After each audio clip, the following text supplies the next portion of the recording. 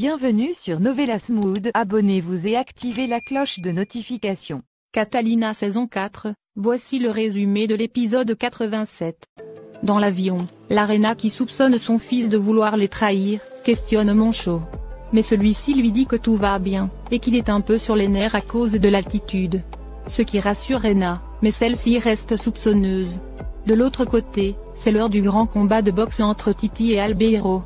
Les deux boxeurs sont sur le ring, et l'arbitre lance le combat. Titi et Albeiro se donnent coup pour coup. Le combat est très violent et rude. Au vu de la violence, l'arbitre les sépare, et siffle la fin du premier round. Albeiro et Titi sont prêts à s'entretuer.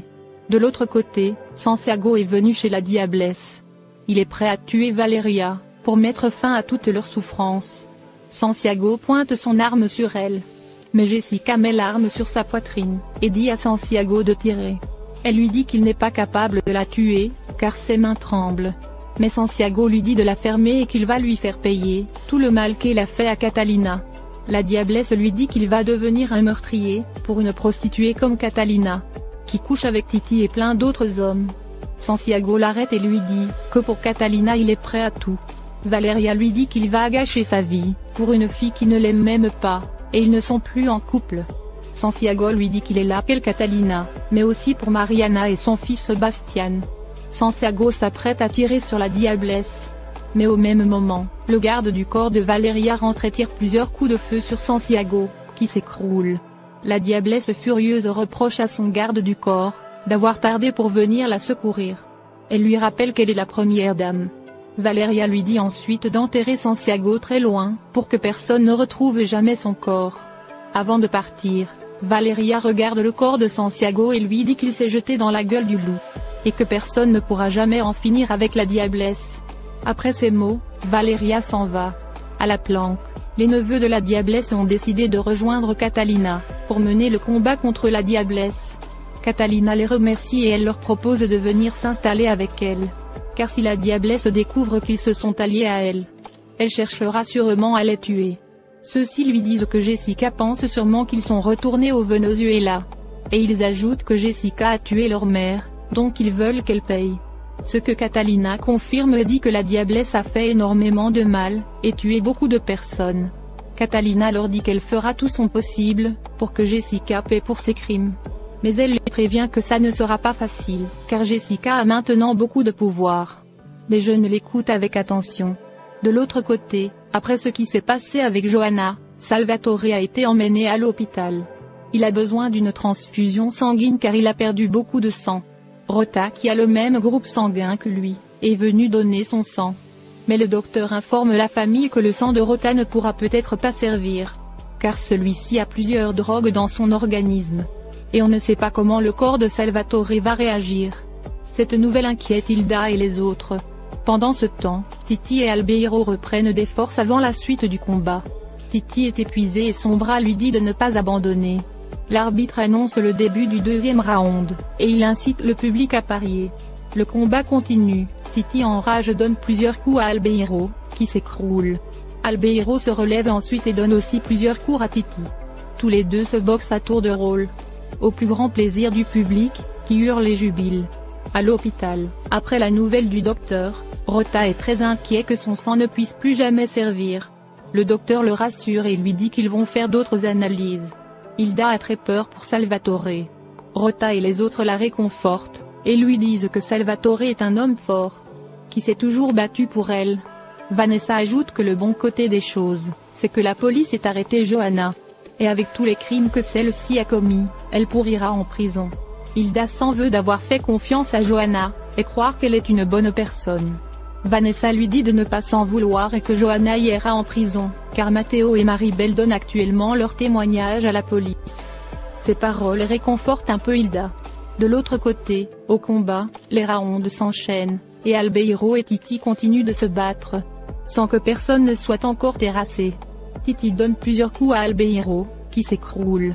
Au commissariat, Maribel remet au policier l'enregistrement qu'elle a fait, dans laquelle Johanna disait vouloir tuer Hilda. Matteo dit au policier que Johanna est un animal très dangereux, et que cette fois ils doivent l'enfermer en prison, et de ne surtout pas lui accorder de liberté conditionnelle en lui mettant un bracelet. Le policier lui dit que cela n'est pas de son ressort. Et que actuellement les prisons colombiennes sont toutes pleines, et qu'il ne peut rien leur garantir. Ce qui rend Mateo furieux qu'il les traite d'incapables, et comment ils peuvent penser à la possibilité de laisser une femme dangereuse comme Johanna en liberté, et la laisser encore tuer d'autres personnes. Maribel le calme et lui dit de ne pas réagir ainsi, et que ce n'est pas la faute du policier. Mais Mateo ajoute que le système carcéral colombien est incompétent. De l'autre côté, la diablesse a mis des caméras de surveillance dans la maison, où se trouve la Cuina des autres. Elle entend la Cuina et Tonina se plaindre, car depuis elles sont là, elles ne font pas du business, et elles en ont marre, que la diablesse leur donne seulement des ordres. La diablesse suit toutes leurs conversations sur sa tablette. Lorsque Léon, son garde du corps entre, la diablesse l'informe qu'il va faire un boulot pour elle. Et qu'à partir de maintenant sa collaboration avec Cuina et les autres est terminée, et qu'elle veut en finir avec elle. La diablesse lui demande ensuite ce qu'ils ont fait avec le corps de Santiago. Léon lui répond que Santiago est mort et enterré, comme elle le voulait. Cette nouvelle fait très plaisir à Valeria. De l'autre côté, les deux boxeurs continuent à se cogner violemment. Albeiro frappe plusieurs fois Titi qui est complètement sonné. À la résidence, Léon dit à la diablesse que ses hommes ont envoyé le corps de Santiago très loin de la ville pour l'enterrer. Ainsi personne ne saura jamais qu'il est mort, ou même retrouver son corps. La diablesse rappelle à Léon qu'elle veut une photo pour voir si Santiago est réellement mort et enterré. Pendant ce temps, les hommes de la diablesse ont emmené Santiago dans un endroit loin et désert. Ils traînent son corps et le jettent dans la tombe qu'ils ont creusée. Ils prennent ensuite une photo, et referment le corps avec de la boue, jusqu'à refermer complètement le corps de Santiago. En ville, Léon reçoit la photo qui prouve que Santiago est mort et enterré. Et il montre ensuite la photo à la diablesse. Valeria s'en réjouit et dit que Santiago est là, où il le mérite. Valeria satisfaite précise que quiconque s'attaque à elle finit par mourir. Au combat, c'est le 6e round, la situation est insoutenable. Titi complètement épuisé est en pleine hallucination.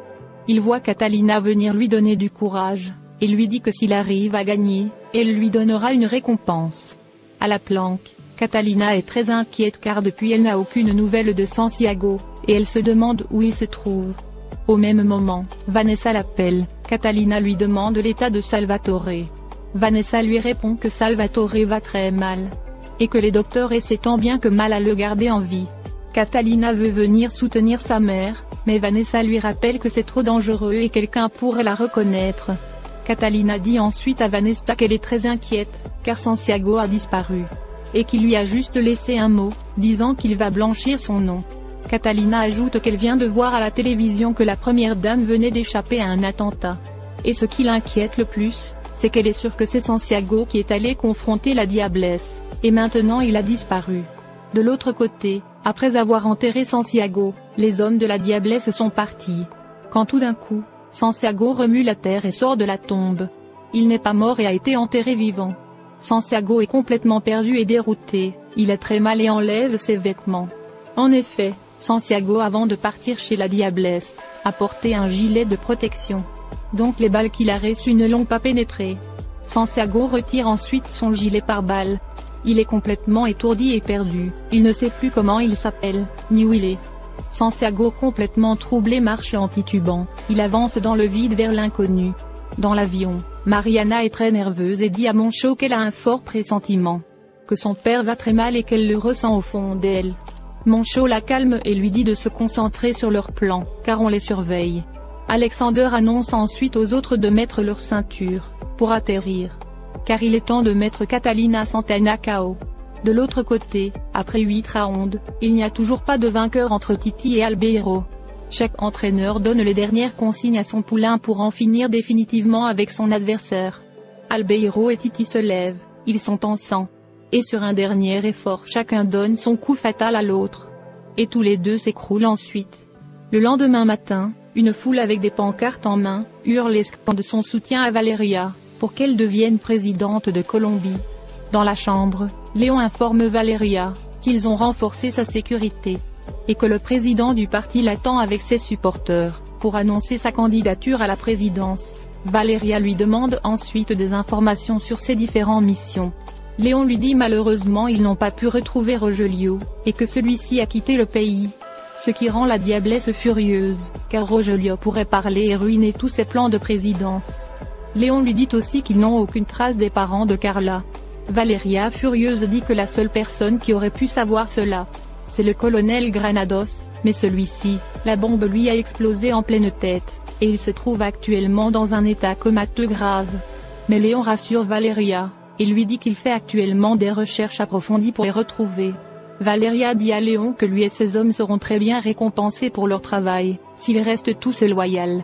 La diablesse le prévient que s'ils la trahissent, ils connaîtront l'enfer et mourront.